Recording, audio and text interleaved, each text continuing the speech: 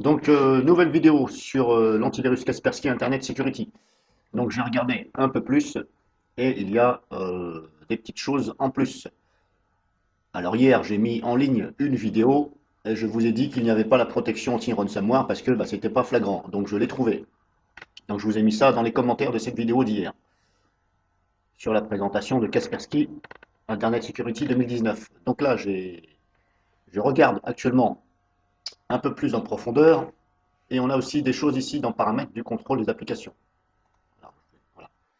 Vous êtes ici dans la configuration et vous avez ici contrôle des applications.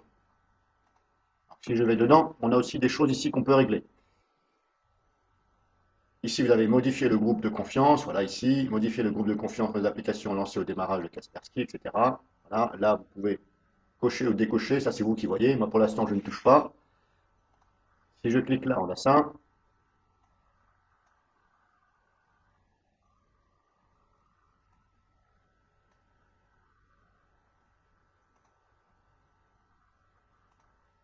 Ensuite, ici, on a ceci, c'est à peu près pareil, hein. Alors, toute modification, n'oubliez pas d'enregistrer après. Sinon, vous faites annuler, si vous voulez ne pas que ça prenne en compte. Soit vous annulez tout, et si vous voulez que ça se valide, n'oubliez pas de cliquer ici sur enregistrer. Sinon, ça ne fonctionnera pas. Et ensuite, ici, règles pour les applications, protection des données personnelles. Administrer les applications et administrer les ressources. Là, vous avez ça.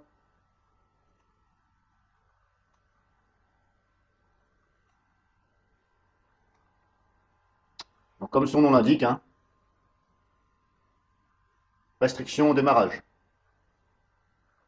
Là, c'est vous qui voyez. Autoriser ou ne pas autoriser, etc.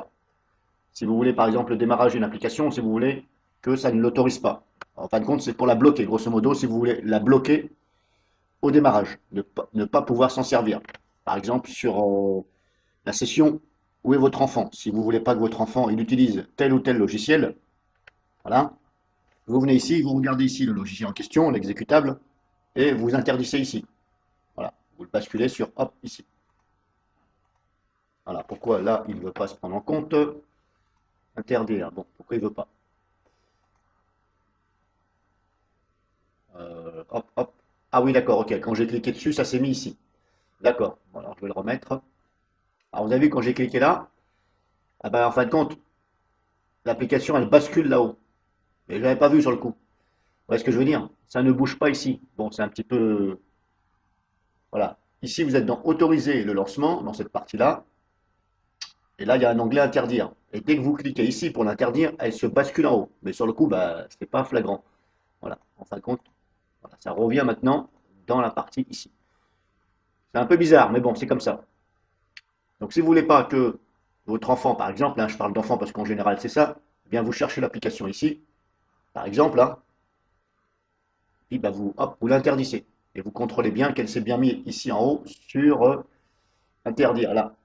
Alors pour l'instant, il n'y en a pas parce que, voilà. Mais si par exemple je prends celle-ci, par exemple cette ligne, si je fais ça, vous voyez, elle a basculé ici, dans l'onglet interdire le lancement. Voilà. Et si vous voulez la réautoriser, eh bien, vous faites ça. Alors c'est pas mal cet onglet. C'est pas mal. C'est un bon point par rapport à DRWeb parce que DRWeb, eh bien, il n'y a pas cette solution-là. On ne peut pas bloquer une application. D'ailleurs, je les ai appelés, parce que moi j'ai toujours mes licences chez eux, et je leur ai passé le message. Alors j'espère que ça va être pris en compte, aussi bien pour vous que pour moi, ceux qui l'utilisent, parce qu'il est vrai que bon, des fois on a besoin de bloquer l'application. Alors ils m'ont répondu tout simplement que DRWeb est un antivirus, ce n'est pas un logiciel pour bloquer les applications. Je dis oui, mais bon, vos concurrents, certains le font. Et le but d'un antivirus, c'est aussi de bloquer quelque chose. Donc je ne suis pas tout à fait d'accord. Donc bref, donc je leur ai passé le message en espérant que ça soit mis à jour. Donc voilà, vous avez des onglets. Ici, démarrage et la restriction. Donc ne pas confondre démarrage et restriction. Et puis là, pareil, hein, vous regardez, tout est classé. Ici, de confiance. Ici, restriction faible. Et ici, restriction élevée, par exemple. Et vous avez aussi des onglets. Ici, je suis dans la partie lancement. Ici.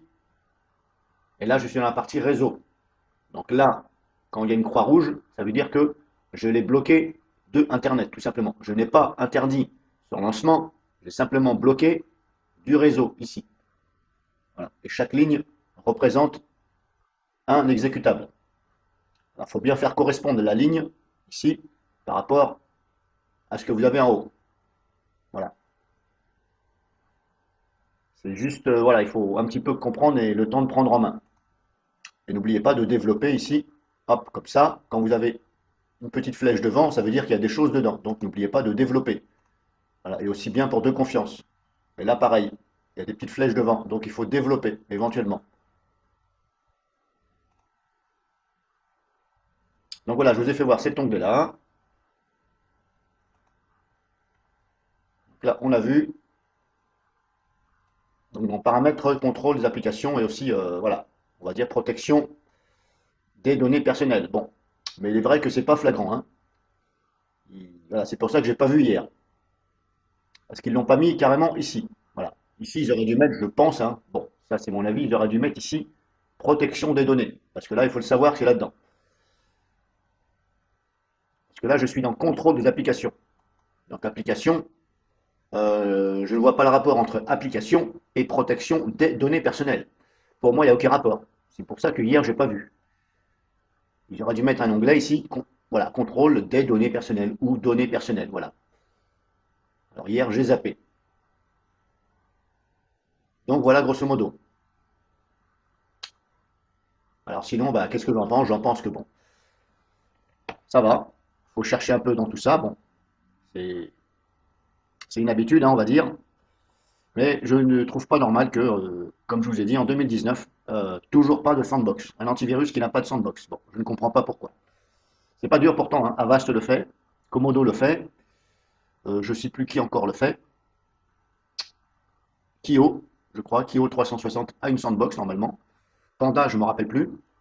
Il me semble que oui, mais je suis plus sûr. Voilà. Pourquoi un grand éditeur comme Kaspersky ne met pas de sandbox? Allez chercher comprendre pourquoi. Enfin, c'est comme ça. Donc là, je vous ai montré cet onglet-là en plus.